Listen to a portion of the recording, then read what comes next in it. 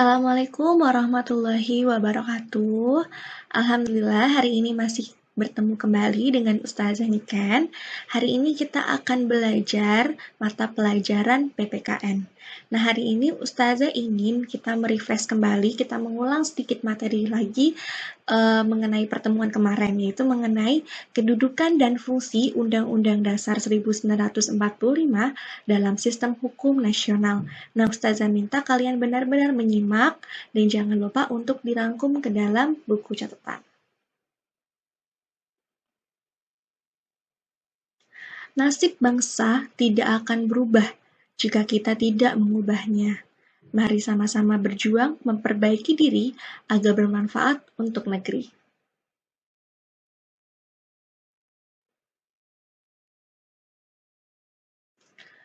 Manfaat pembelajaran kita hari ini yaitu untuk mengetahui arti Undang-Undang Dasar 1945 bagi sistem hukum nasional.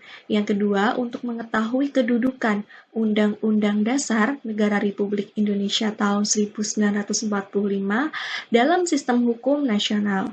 Yang ketiga, tentunya agar dapat melaksanakan fungsi Undang-Undang Dasar Negara Republik Indonesia tahun 1945.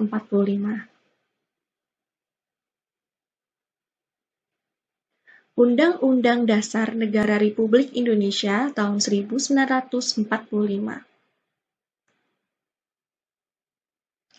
Negara Indonesia menganut paham konstitusionalisme sebagaimana ditegaskan dalam Pasal 1 Ayat 2 Undang-Undang Dasar Negara Republik Indonesia tahun 1945 yang berbunyi, kedaulatan berada di tangan rakyat dan dilaksanakan menurut Undang-Undang Dasar. Konstitusi di Indonesia yaitu UUD 1945, yang artinya UUD 1945 menjadi hukum tertinggi dan menjadi pedoman dalam di bawahnya. Ustazah ulangi, konstitusi di Indonesia yaitu UUD 1945 yang artinya menjadi hukum tertinggi dan menjadi pedoman pembentukan hukum di bawahnya. Tujuan, fungsi, dan sifat Undang-Undang Dasar Negara Republik Indonesia tahun 1945. Fungsi UUD 1945 yang pertama, untuk membatasi kekuasaan pemerintah agar tidak bertindak sewenang-wenang, agar hak-hak bagi warga negara terlindungi dan tersalurkan. Yang kedua, sebagai piagam kelahiran suatu negara. Yang ketiga, sebagai pedoman tata cara penyelenggaraan negara. Yang keempat, sebagai sumber hukum tertinggi. Yang kelima, sebagai alat yang membatasi kekuasaan. Yang keenam, sebagai pelindung hak asasi manusia. Yang ketujuh, sebagai sarana pengendalian masyarakat.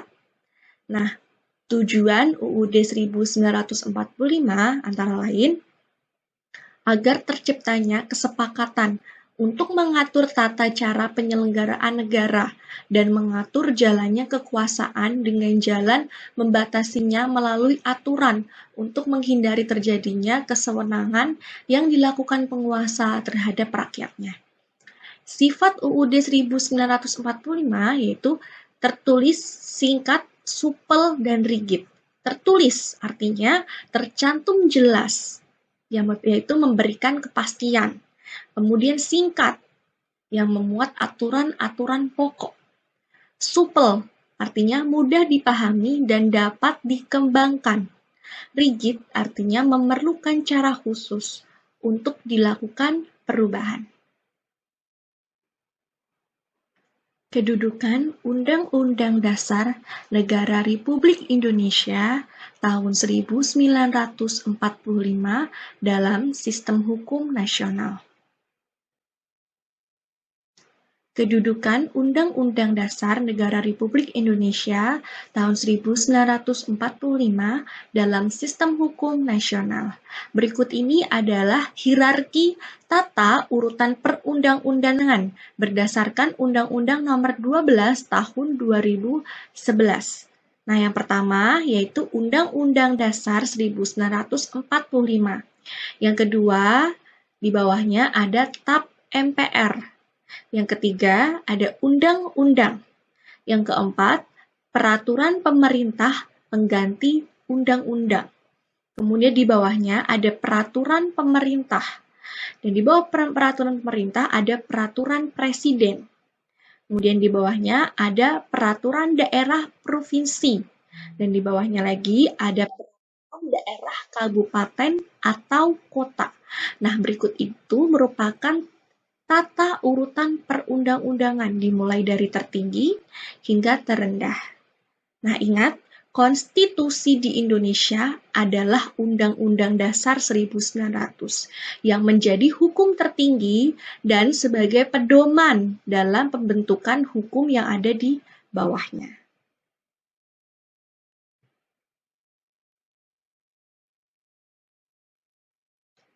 Peraturan perundang-undangan adalah semua peraturan tertulis yang memuat norma hukum yang mengikat secara umum dan dibentuk atau ditetapkan oleh lembaga negara atau pejabat yang berwenang melalui prosedur yang telah ditetapkan. Nah, berikut ini adalah kesepakatan dasar terkait perubahan Undang-Undang Dasar 1945 atau Undang-Undang Dasar 1945 dapat diubah dengan cara berikut ini. Yang pertama, tidak boleh mengubah pembukaan Undang-Undang Dasar 1945. Jadi yang boleh diubah hanya pasal-pasalnya, hanya batang tubuhnya. Tidak boleh mengubah pembukaan UUD. Kemudian yang kedua, tetap mempertahankan Negara Kesatuan Republik Indonesia. Yang ketiga, mempertegas sistem pemerintahan presidensial. Yang keempat, penjelasan UUD 1945 ditiadakan serta hal-hal normatif termasuk ke pasal-pasal atau batang tubuh. Yang kelima, melakukan perubahan dengan cara adendum. UUD 1945 dapat diubah dengan syarat sekurang-kurangnya 2/3 jumlah anggota MPR harus hadir dan keputusan diambil atas persetujuan sekurang-kurangnya 2/3 dari jumlah yang hadir. Merubah pembukaan UUD 1945 sama saja dengan merubah Negara Kesatuan Republik Indonesia. Ustazah ingatkan, perubahan UUD 1945 hanya boleh pada batang tubuh UUD 1945 saja. Tidak boleh mengubah pembukaan Undang-Undang Dasar 1945.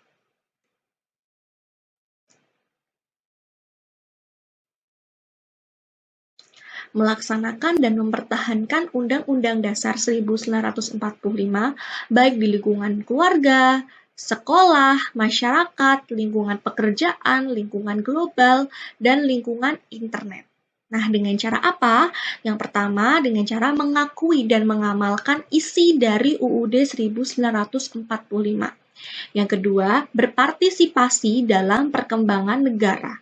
Yang ketiga, berjuang untuk hak dan menuntaskan kewajiban. Yang keempat, mengikuti dan menghormati keputusan dan aturan pemerintah. Yang kelima, menjaga persatuan dan hubungan baik antar warga negara. Kemudian yang terakhir, menjaga nama baik dan senantiasa berprestasi mengharumkan nama negara.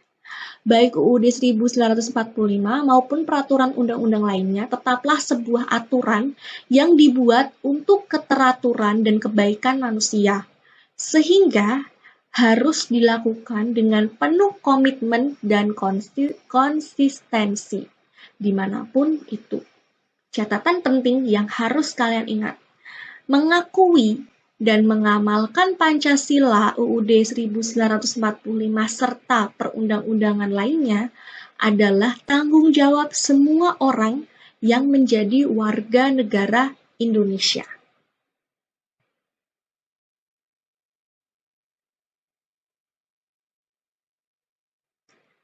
Penugasan untuk hari ini.